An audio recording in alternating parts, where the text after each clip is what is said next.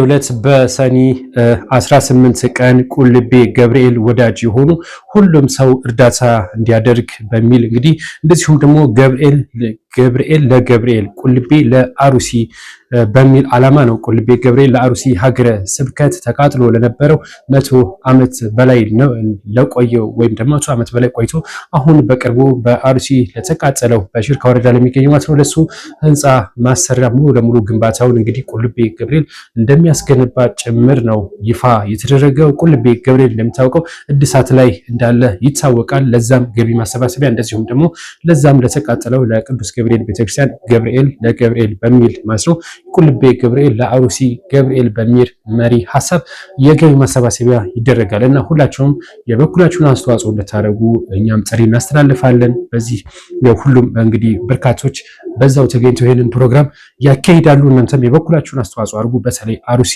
ለተቃጠለው ለቅዱስ ገብርኤል አቅማችሁን ድጋፋችሁን አሳዩ። መልካም። የሞሮኮ ፓርላማ የሼክ አላሙዲን ንብረት የሆነውን የነዳጅ ማጣሪያ ለማውረስ የቀረበለትን ምክረ ሐሳብ ውድቅ ማድረጉ ነው የተነገረው። ፓርላማው ማለት ነው እንግዲህ ፓርላማ የሼክ አላሙዲን ንብረት ለማውረስ የቀረበውን ምክረ ሐሳብ ውድቅ አድርጎታል። የሞሮኮ ፓርላማ ሰሞኑን ባደረገው ስብሰባ የሼክ አላሙዲ የሆነውን የሳሚር ነዳጅ ማጣሪያ ነው እንግዲህ ለመውረስ ይሄን መውረስ ትክክል አይደለም በማለት ምላሽ እየሰጠ ማለት ነው። ይህ በሞሮኮ የሚገኘው የነዳጅ ማጣሪያ በትውልደ ኢትዮጵያዊው ሼክ አላሙዲን ሁሴን ነት ነው የተመሰረተው ማለት ነው። ከ1997 ጀምሮ እስከ 2006 ድረስ ሲያገለግል ወይም ደግሞ ውጤታማ ነበረ። ከ2006 በኋላ ግን ይህ የነዳጅ ማጣሪያ መክሰሩን የተገለጸው የ4 ቢሊዮን ብር ኪሳራ አጋጥሞት አሁን ተዘግቶ ነው የሚገኘው። እናም ይህንን የተዘጋውን ንብረት ወይም ደግሞ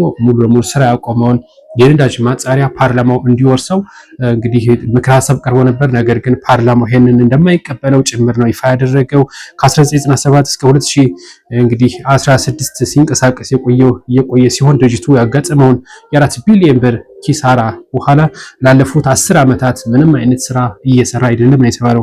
እንግዲህ ኪሳራውን በተመለከተ አላሙዲ በዓለም አቀፍ ፍርድ ቤት ይግባኝ አቅርበው እየታየላቸው ይገኛል። ለሞሮኮ ፓርላማ ሰሞኑን በቀረበው ምክረ ሐሳብ ይህንን ነዳጅ ማጣሪያ መንግስት እንዲወርሰው የሚጠይቅ መሆኑን ቢሊዮነር አፍሪካ ነው የዘገበው። እናም እንግዲህ ሐሳቡን ያቀረቡት የፓርላማ አባላት አገሪቱ በየወሩ 3 ቢሊዮን ድርሃም ወይም ደግሞ 300 ሚሊዮን ዶላር ለነዳጅ ድጎማ እያደረገች መሆኑ ግልጽ ነው። የነዳጅ ማጣሪያውን እኛ መጠቀም አለብን የሚል አይነት ይዘት ነው እንግዲህ ጥያቄ የቀረበው ማለት ነው። ነገር ግን ፓርላማው ይሄንን እንደማይቀበለው ነው የገለጸው። ሼክ አላሙዲ ሁሴን እንግዲህ ትልቅ ኪሳራ ነው ያጋጠማቸው።